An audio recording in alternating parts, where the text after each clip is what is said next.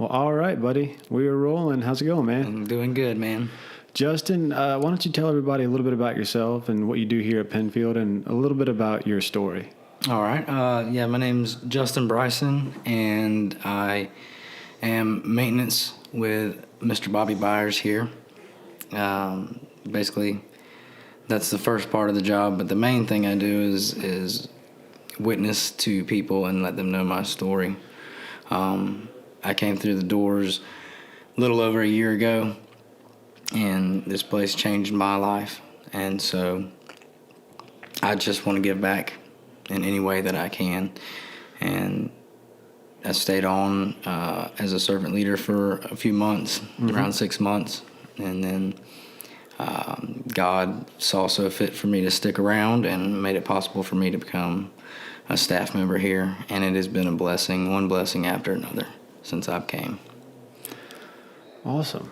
So one of the main reasons I wanted to have you on is you made a video about a week ago or so? About 2 weeks ago. About 2 weeks ago? For those of you that are watching, I'm going to have the link to that video that Facebook created in the description on this video. But you just were up on a roof, and initially you kind of wanted to just poke fun at your friends or your... Yeah, it's so my cousin, they own a roofing company, and when I got on the roof, I started looking around and noticed I could see fibers, and maybe I needed an inspection. And so at first it was, hey, let me give them a shout out, but show them that, hey, I can make a video on a roof too, kind of parody, but get them to shout out as well. And it didn't go at all like that. It was one of those moments where, like when I'm here and I make a lesson or do some research on scripture and I have something that I'm going to say to the guys, it normally doesn't go the way I want it to either. And in that moment on that roof, that was 100% spirit-led. I didn't say anything that I had thought I was going to say, and it was basically just vomit that came out. And I didn't think too much about it. I just posted it, and then the reaction and the response that I got was overwhelming. Yeah, what did you say you were up to now? About 500 or so views? Yeah, it was like, last time I looked, it was like 480 something. Wow. So, yeah. So what all did you talk about in the video? So basically I was cleaning my gutters, and somehow it turned into a cleaning the gutters inside of ourselves, not letting things get backed up. If anybody knows about gutters, it's just leaves on top of leaves and on top of leaves, and then things began to take root. I had trees growing in my gutters, and it was kind of a reference to the longer we wait, the harder it is to clean them out. We let those bad things take root inside of ourselves, and it can end up destroying us. Yeah. That's such a great analogy to use. I can certainly relate to it. What does it look like for you in the past cleaning out those gutters, cleaning out the gutters of your life? I didn't.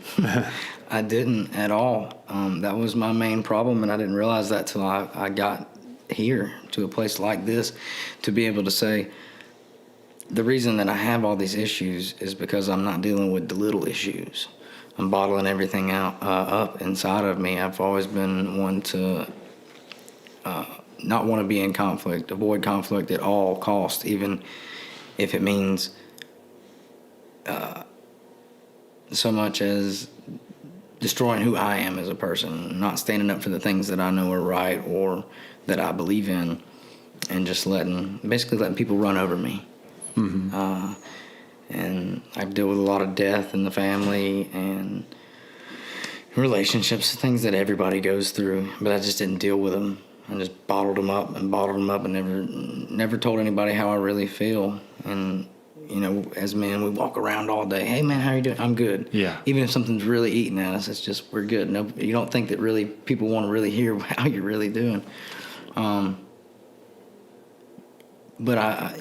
now, if something's on my mind, I speak it. Yeah. And it makes things, hey, I might upset somebody, but it's okay, because at the end of the day, if I don't say something, I'm going to upset myself and I'm going to be unbalanced. And that's not going to be good for anyone. That's so important to say, too, because you're right. So many of us, for most of our lives, I'm good. I'm okay. I hate that word, especially around here. I don't let guys say it. No, get more specific. How do you really feel? Because I was good when I was drinking, right? Good's too broad. Good's too vague. And so many of us have been taught for so long is just to be that, I'm good. Yeah, it doesn't matter what's happening really in my life. People don't want to know that stuff. They just want you to say, I'm good, because they're being polite and asking. They expect you to be polite, not bog them down with your problems, right? That's what we think. But in reality, if we can actually just start to really think about it and answer that question honestly and talk about how we feel and what's going on and take that inventory, then our gutters won't get piled up. I mean, I was the exact same way as you were. Like, the way I equate it to is we're just putting stuff aside and we're building up weight, right? And we build up and we build up and we're starting to carry all this weight and we're carrying more weight and more weight and more weight. And eventually we seek and find something that kind of makes us feel like the load has been lightened, right? But at the end of the day, what we're doing when we have all these problems and these issues and things in our lives that we're not dealing with because we're afraid to lean into discomfort, really all we're doing is hitting the pause button on our problems. Absolutely. We're hitting the pause button. And so while we might think that that weight is being lifted when we resort to that drink or that drug, really we're just hitting the pause button on that one thing, and then other stuff's coming on. And then it gets worse and worse and worse. Exactly. Yeah. It's like putting your crap in a wheelbarrow. Yeah. Eventually you're going to have to dump that wheelbarrow. And when I was out there in my addiction, there would be one person that might get it that day. It would have maybe not even have anything to do with any of the situations that have been piling up, but I would take it out on somebody or something. My house is a clear indication of that. Just that rage, just taking it all out instead of little by little handling it as it comes. It's so much easier. I say easier. Sometimes it's not so easy. Yeah. But it's simple to think of it as, let me handle this now. As it comes, issue comes up, go talk to that person. Or perspective is another thing that I've learned since I've been here. The way that I see things might not be the way that it actually is. Yeah. I might need to. My thing was talking to people. It's so hard to talk to people, and so now I seek others' visions of whatever the instance is. It could be something completely stupid. I'm making something huge out of something so insignificant, and it takes the accountability of people here, like you and Bobby and everybody here, to be able to say, look, you're being an idiot. Those are the kind of friends that I need. I don't need those yeah, man, you're doing good when I'm really screwing my life completely up. That's not what I need. I need people to say, hey, look, I love you, but you're being stupid. Yeah.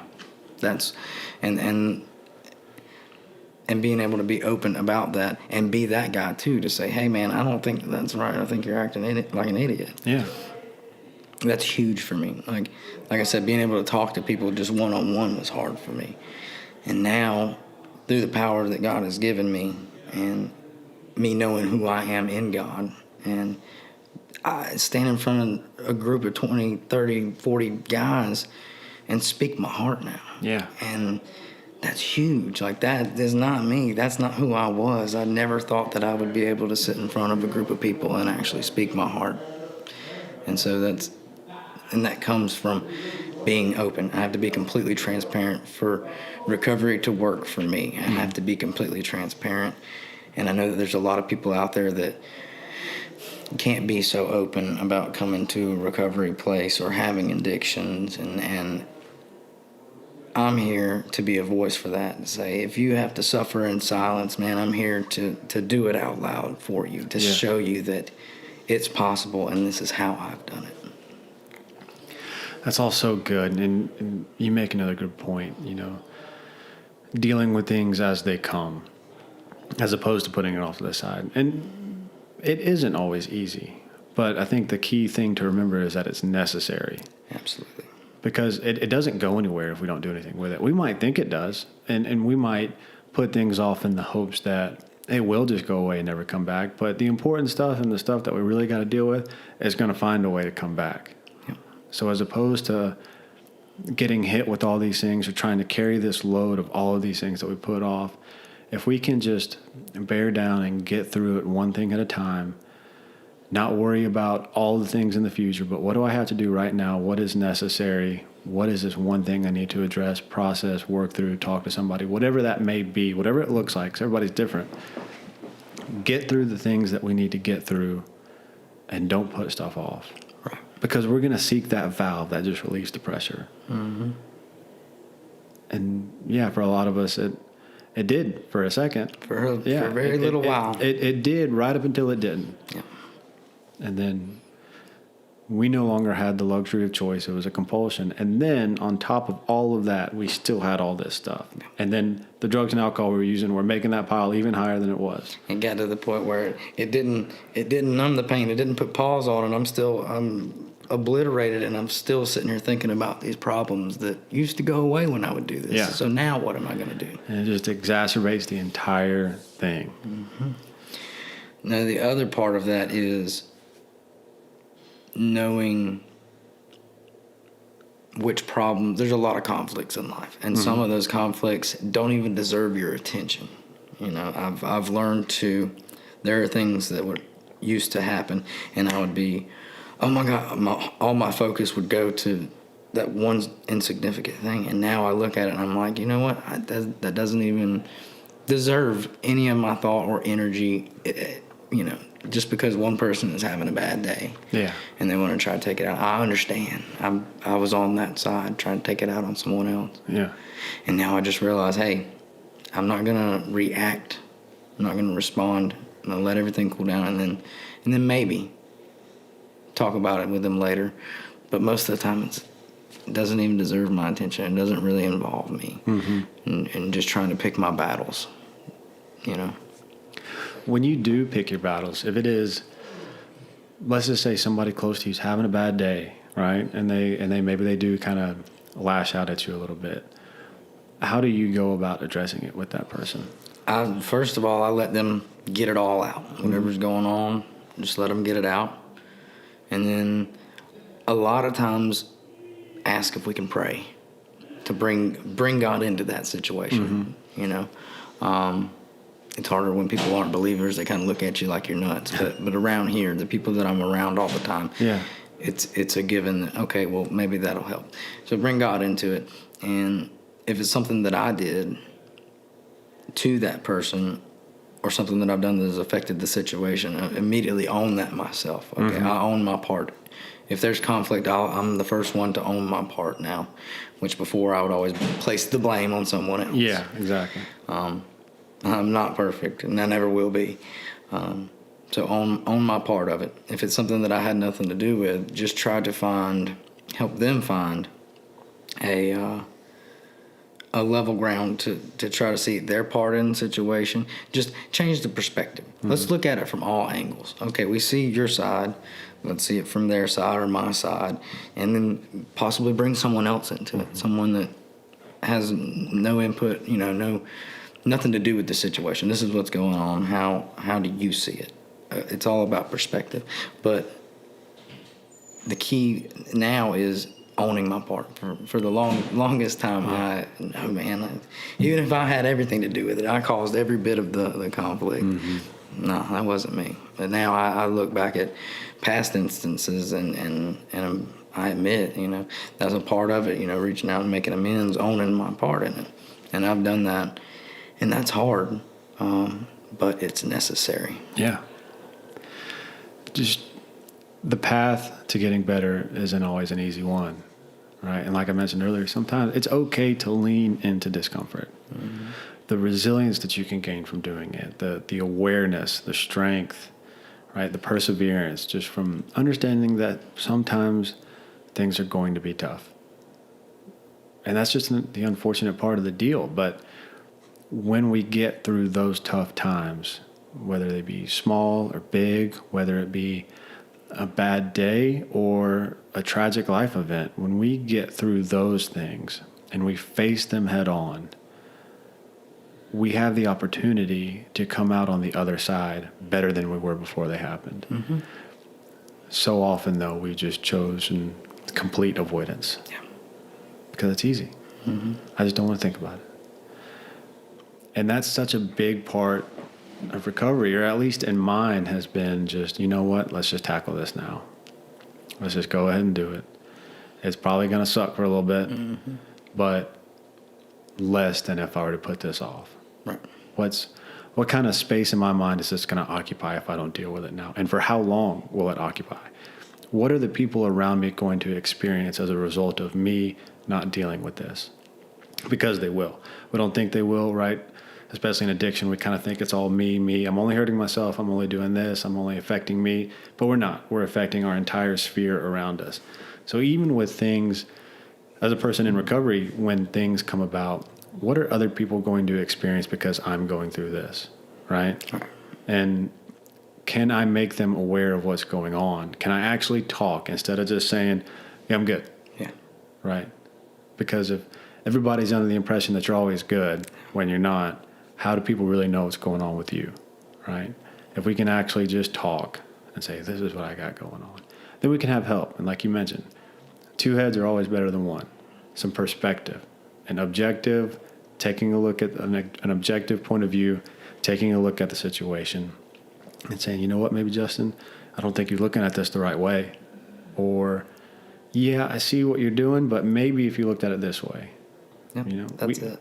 We always, the guidance and advice that we can get, right? We talk about cleaning out our gutters. It doesn't mean we always have to do it alone, right? Sometimes that other person, that close friend or family member, whoever that may be for us, can help us and take a look at things. And maybe they can say that thing, or they can relate to us or offer us that piece of advice that helps us. It's always good to have somebody hold the ladder when you're cleaning out the gutters. Yeah, exactly. You know, and that was at the end of the video. It's more about, it starts out as I'm a do-it-myselfer, mm-hmm. and then at the end it's kind of like I don't have the capability to do everything by myself, and you have to ask for help. Yeah. And in everybody's life, you're going to have to ask for help. Don't be ashamed of that. God calls us to be in fellowship with one another. We have to, you know, there are things that I can do that you can't do. Mm-hmm. There are things you can do that I have no idea about. And that's what makes, you know, the church is not a building. Mm-hmm. The church is us working together and filling those gaps that I'm not able to do and you're not able to do. There's somebody out there that can, and together we can accomplish it all through him. So, you mentioned too, when you go, I want to kind of pivot a little bit, when you go and speak to the guys, right, and you give your messages, what is the main message that you like to put across? Love like Jesus. That is my main thing, and that was what I came in here hating everybody, hating everything. But the core issue with that was I was hating myself. I couldn't love myself. So it started with me loving myself. I fell back in love with God. And this isn't just I worship God. I have a relationship with him now, and I've learned that here. You know, I've been in and out of church a little bit my whole life, and I didn't get it. Mm-hmm. But once I got here and I was completely busted and broken, you know, I always thought I had to be a certain way or dress a certain way, talk a certain way to be able to follow God or to be able to be loved by God. And I was totally wrong. He wants us just like we are. Mm-hmm. And if we create that relationship with him, that love relationship, then we'll want to start changing those things. We start thinking like God, you know, start living like Jesus. And it sounds so cliche, but that's what it is for me. Is I've had a lot of instances in my life that, you know, since I've been in recovery, that the old me would have handled a lot differently and not forgiven certain individuals for things that they had done. But the first thing I do is forgive them. Mm-hmm. And because, Jesus died for that sin as well. Mm-hmm. He knew that was going to happen, and he still loves that person the same. And that's a hard thing to do. Like as a man, I'm going to roll out on some people, Mm-hmm. But I don't think like that anymore. That initial feeling inside, but it's like, no, man, he's already forgiven. They're already forgiven. I'm going to forgive them. I'm going to love them. I'm going to pray for that person. And that's what I try to teach the guys is, number one, love yourself. Number two, come as you are. You don't have to be a certain way. But through loving him and learning to love like him, you start to change the way that you perceive the world. When I got in recovery and started living straight and got out, the world didn't change. Mm-hmm. The world's still the same, maybe even worse. My perspective of the world changed. Yeah, that's important. And that's huge. And I pray that everybody that comes through these doors gets to experience that feeling and to know that there are people that actually care. I love everybody that comes through these doors. Everybody that I come in contact with, I love them with my whole heart. I may not agree with a lot of people in life that I meet, but the love is there because we're all part of one thing. That's so important to understand that we can love somebody and not agree with them. Absolutely. I wish the world had a pretty good dose of that right now. Yeah, we need it. Because you're right. The world keeps turning, no matter what. The time we spent here, the time we're doing whatever we're doing, the world keeps turning, right? It's a big world. There are a lot of people in it, right? There are elections. There are political parties. There are people that are arguing. There's a pandemic that's going on. The world is going to continue doing its thing. What is your perspective of it? Right. And that can be tough sometimes, especially when it comes to loving people, right? I've known plenty of people that are pretty hard to love. I still know people that are hard to love. And that's something I struggle with. And it's something that I'm always going to struggle with. Mm-hmm. I think that's important for people to understand, too. A lot of the stuff that comes with recovery does not mean that you're going to be perfect at it every single time. There are days when I find myself not loving somebody. There are days when I just have off days, mm-hmm. right? And in all sorts of fashions. What's important to understand is that we need to acknowledge what's going on and work to correct it. Right? We can't have an off day and then just think, well, what am I even doing? Right. And we can't think, oh, I'm a failure, and then just let ourselves slide off. Because again, the same deal. If we continue to do that for long enough, we're going to find something that makes us not feel like a failure or something that makes us feel better. It's okay to acknowledge that we're not perfect, and that with recovery and all the things that you learn and this new perspective and all of these things, there are going to be times when our perspective is off. There are going to be times when we forget about this great new perspective that we've developed. The key is recognizing it and then switching back. And that's one of the most important things because it's going to happen. It might not be tomorrow, might not be the week after. It could be a year from now or 5 years from now. But we're going to have off days or off times, off weeks. What do we do as a result is what's going to be very important for people in the future.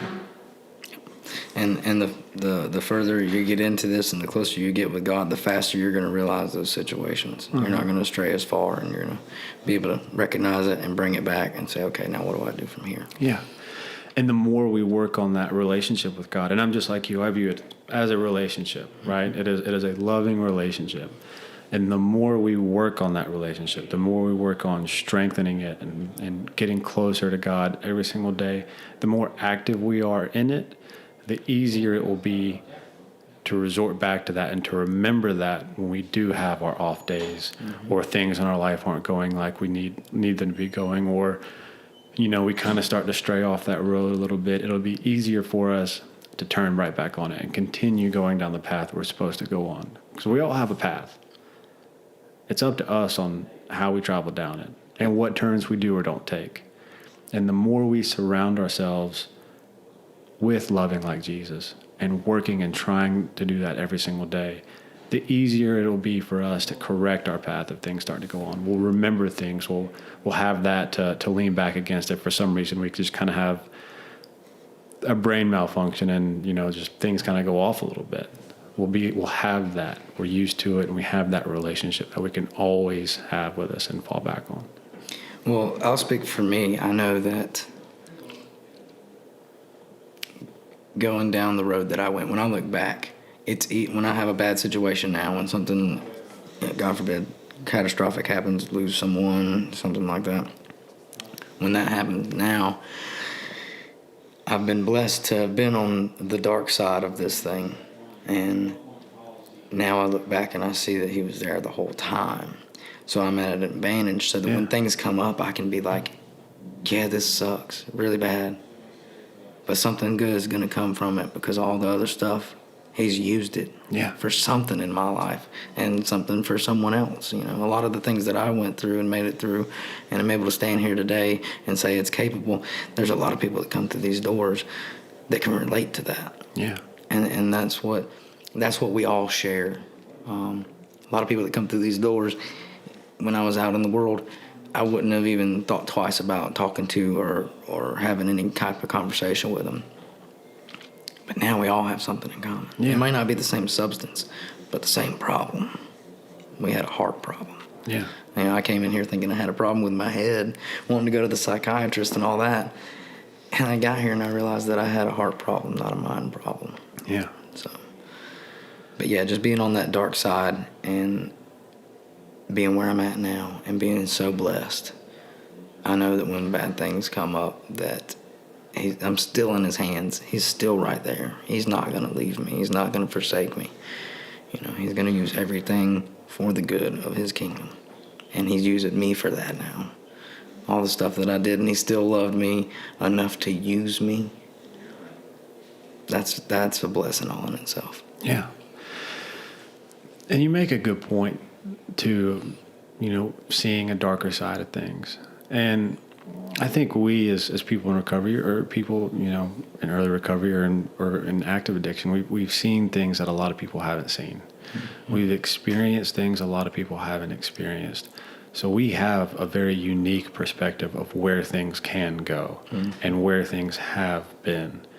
And I think if we use that perspective correctly moving forward, we have such a unique ability to just not let things get to us like they might the normal person, especially in a place where like this and beyond this, where you can incorporate what you've been through and a spiritual foundation and working on your relationship with God. You've seen so many different sides of the coin. And there are things that, I've seen a lot worse. Yeah. We go through things and situations happens in life when the normal person, they might be pretty frazzled by it. But somebody like you or I or other people in recovery and addiction, I'm seeing it. Yeah. And I've seen somebody come out on the other side of that. I've been there, done that. Mm-hmm. Or been through worse, gotten through worse. Yeah. So you know what? This little thing, it sucks, but this is nothing, right? We have a unique resilience that if we use properly, the sky's the limit. At the end of the day, it's always going to be on us. Yeah. And it's moments, little moments. Things happen, but things happen in a moment. Don't let it control the rest of your time. And that was, I didn't let things go, man. I held grudges. I held on to grief, man. I didn't grieve most of my addiction was because I did not fully grieve for the loss of someone. And once you realize that you're stuck in that moment, that one moment that happened, it may, it's influential. You're going to be without that person for a long time. But I was stuck in a moment, and I let it affect every moment since then. Since I've let it go, every moment of my life is amazing. I have tough times. I'm not going to lie, I still have bad thoughts, but I go back to God and say, look, let's sort this out. But I appreciate every moment that I have now, and I never take it for granted. Mm-hmm. That's important. So, all right, Justin, before we wrap things up, one thing I like to ask, for the person that's new to recovery, or the person that is thinking about beginning and trying to get into recovery, maybe that person that's still in active addiction, what would be the best advice that you would give them? It's time. If you're thinking about it, it's time. There's no better time than now to start living your life. Because right now, you may not be living to your fullest potential. And you're wasting time. God loves you, and God has a purpose for you. It's time to find out what that is. Start living your new life. I couldn't agree with you more. All right, buddy. Well, thank you so much for coming on. Thanks, Hunter. I appreciate it. Appreciate you, buddy.